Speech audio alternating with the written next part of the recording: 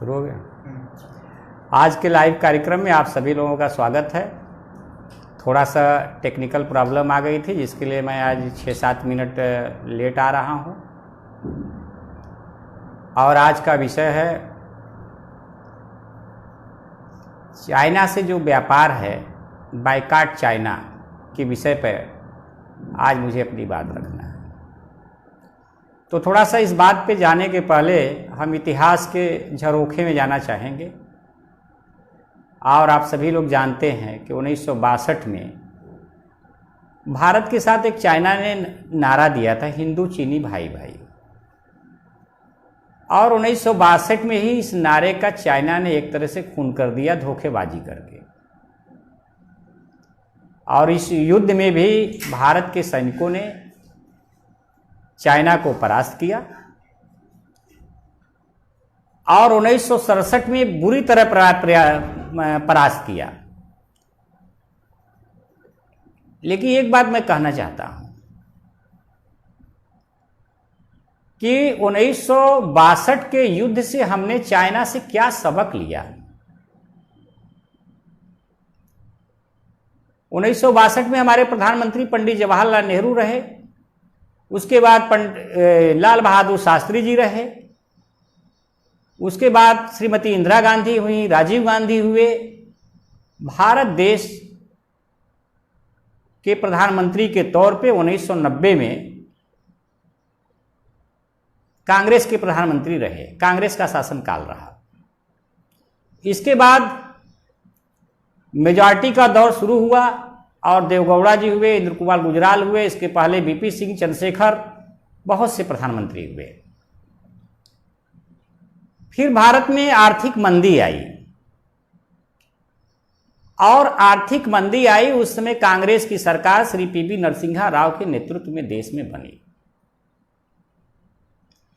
इसके पहले का इतिहास हम देखते हैं कि भारत ने उतना व्यापार चाइना से नहीं किया, न के बराबर व्यापार किया। इससे हमारी सरकार ने कोई सबक नहीं लिया। जो वर्तमान सरकार है उसने पूर्व सरकारों का केवल मजाक उड़ाना सीखा। आज भी 62 के युद्ध का मजाक उड़ाया जाता है, आदरणीय नेहरू जी का मजाक उड़ाया जाता है, लेकिन उनसे सबक नहीं लिया जाता है। हमारा इतिहास गवाह है कि लोग पूर्वजों से सबक लेते हैं। पूर्वजों के साथ अगर कोई गद्दारी करता है तो उनसे सबक लिया जाता है, इतिहास से हम सीखते हैं। लेकिन यहां तो इतिहास का ही मजाक उड़ाया जाता है। और उस मजाक का परिणाम आज क्या हुआ है, इस बात को भी मैं अपने आगे की बात में रखूंगा। पीवी नरसिम्हा राव के दौर में उदारीकरण का दौर शुरू हुआ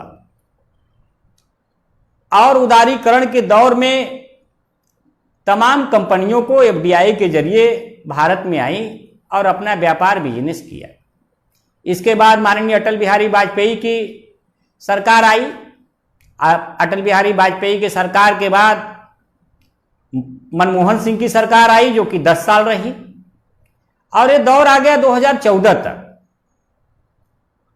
और यहां तक देखें, यदि 92-93 के बाद से 2014 तक, तो उदारीकरण के दौर में भी केवल $51 मिलियन का व्यापार होता था 2014 तक। लेकिन 2014 में बड़े जोशो खरोश के साथ हमारे देश में एक सरकार आई और सरकार ने नारा दिया, स्टार्टअप इंडिया, डिजिटल इंडिया।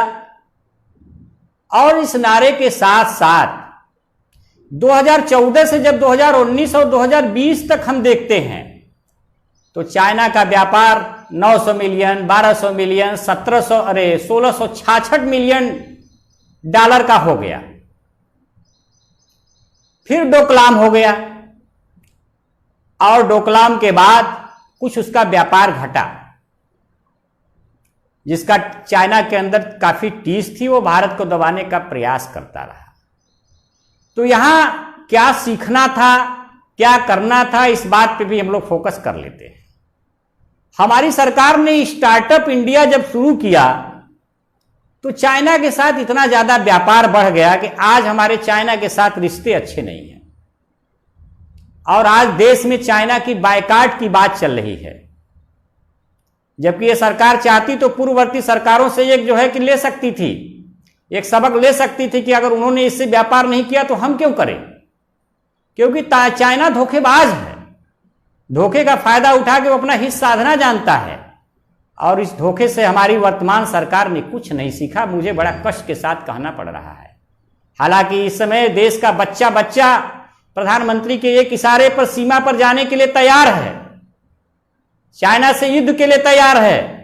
अगर आज्ञा दे तो पूरे भारतवर्ष के यूनिकॉर्न कंपनियां जिसमें चाइना का निवेश है, और क्या निवेश है इसमें बिग बास्केट है $250 million, Byju $50 million, delivery $25 million, dream second $150 million, Flipkart $300 million, hike $150 million, और मेकिंग ट्रिप का भी इसमें निवेश है। ओला का $500 मिलियन, ओए का $100 मिलियन, पेटीएम का $150 मिलियन, और पेटीएम.com का $400 million, policy Bazaar, Quikr, Rivigo $25 million, Swiggy $500 million, Udaan $100 million, Snapdeal $700 million, और जोमेटो $200 मिलियन का है। तो ये चाइना ने केवल इसमें निवेश किया है। निवेश किया है तो माना जाएगा कि इसका लाभ भी चाइना को जाएगा। इसका हम अगर बायकॉट करते हैं तो हमारे देश के लोगों को भी नुकसान होगा, या दूसरे शब्दों में यह कहा जाए कि चाइना ने हिंदुस्तान के अंदर बिजनेस के माध्यम से बड़ी गहरी पैठ बना लिया है, और वह गहरी पैठ इस रूप में है कि इनडायरेक्ट निवेश का भी $3.9 बिलियन, लगभग 26,700 करोड़ का निवेश कर लिया इसने। के माध्यम से, सिंगापुर के माध्यम से 32,000 करोड़ का इसने निवेश किया है। और यह हुआ कैसे? मेक इन इंडिया के जरिए हुआ। मेक इन इंडिया के जरिए कंपनी और टेक्नोलॉजी रहती है, देश निवेश करते हैं एफडीआई के जरिए, और जब वो निवेश करते हैं तो कंपनियां भारत में लाभ कमाएंगी। जितने प्रतिशत उनका निवेश रहेगा उतने प्रतिशत वो लाभ भी ले जाएंगी। अगर वो उतने प्रतिशत लाभ ले जाएंगी तो मैं आपसे कहना चाहता हूं उनका देश मजबूत होगा। पैसा हमारा, जमीन हमारी, हम चाइना को मजबूत नहीं करना। स्टार्टअप इंडिया और मेक इन इंडिया का फायदा उठा के चाइना ने हमारे देश में बिजनेस का लंबा जाल बुन दिया है, जिससे हम तुरंत अपने आप को बाहर नहीं कर सकते। और तो और मैं आपको बताना चाहता हूं कि मोबाइल में 70% चाइना का निवेश है, लगभग 2 लाख करोड़ रुपए का। टेलीविजन के सेक्टर में भी चाइना का 45% निवेश है। तो ये इतना गहराई तक चाइना घुसा हुआ है, इसको धीरे धीरे हमें बाहर निकालना पड़ेगा। अब इसमें यह समय नहीं है कि हम किसकी गलती निकालें कि ऐसा कैसे हो गया, क्योंकि 1962 के बाद से 2014 तक चाइना को हमने वो अवसर नहीं दिया था कि चाइना हमारे देश में आके निवेश करे, लाभ कमाए। हमने उसको काबू में रखा था, लेकिन निवेश के माध्यम से चाइना हमारे देश से लाभ उठाकर अब बेकाबू होता जा रहा है। तो हम देश के नौजवानों से एक अपील करना चाहते हैं कि इनडायरेक्ट हम चाइना को चोट पहुंचा सकते हैं। इसमें हमें देश के नौजवानों का साथ चाहिए, जिसमें हमारे देश का कोई नुकसान नहीं होगा, हमारे देश के लोगों का कोई नुकसान नहीं होगा। लेकिन हम प्रधानमंत्री जी से एक निवेदन भी करना चाहते हैं कि चाइना की गहरी हुई जड़ों को काटने का प्रयास करेंगे समय के साथ साथ। हालांकि भारत सरकार ने कुछ अच्छी शुरुआत भी किया। उसने टेलीकॉम सेक्टर जो बीएसएनएल को मिलने वाला था, उसका उन्होंने ठेका रद्द कर दिया। दूसरा, रेलवे का ठेका उन्होंने रद्द कर दिया। तो ये अच्छी शुरुआत है, लेकिन शुरुआत कायम रहनी चाहिए। लेकिन देश के नौजवानों को इस समय एक सबक लेते हुए चाइना के जो ऐप हैं, जिनसे लगभग सालाना 76,200 करोड़ की चाइना कमाई कर रहा है, अगर किसी के पेट पर 76,200 करोड़ का लात मारा जाए तो बैठ जाएगा। ऐप के जरिए मैं बताना चाहता हूं, पेटीएम में हम उतना कुछ कर नहीं सकते क्योंकि भारत के लोग भी लगे हुए हैं, भारत में उसका निवेश है, चाइना का निवेश है। लेकिन टिकटॉक 1200 मिलियन, पबजी 100 1000 मिलियन, ऐसे ही UC browser, hello, share it, VMate, Xender, CamScanner, beauty plus, UV video, ऐसे बहुत से उसके ऐप भारत में हैं। इन ऐपों को यदि हम अपने मोबाइल से अनइंस्टॉल कर दें तो चाइना को लगभग 76,200 मिलियन की चोट पड़ेगी और चाइना सोचने पर मजबूर हो जाएगा कि भारत से आंख मिलाना मुश्किल है, हम भारत से आंख नहीं मिला सकते। आंख मिलाएंगे तो सीमा पर भी लात खाएंगे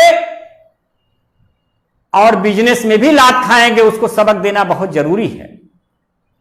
दोस्तों, इसमें एक बात ध्यान भी रखना पड़ेगा। बेरोजगारी का संकट चल रहा है, कोरोना वायरस की लंबी चोट पड़ी हुई है। इस लंबी चोट में हम एक बात रखना चाहते हैं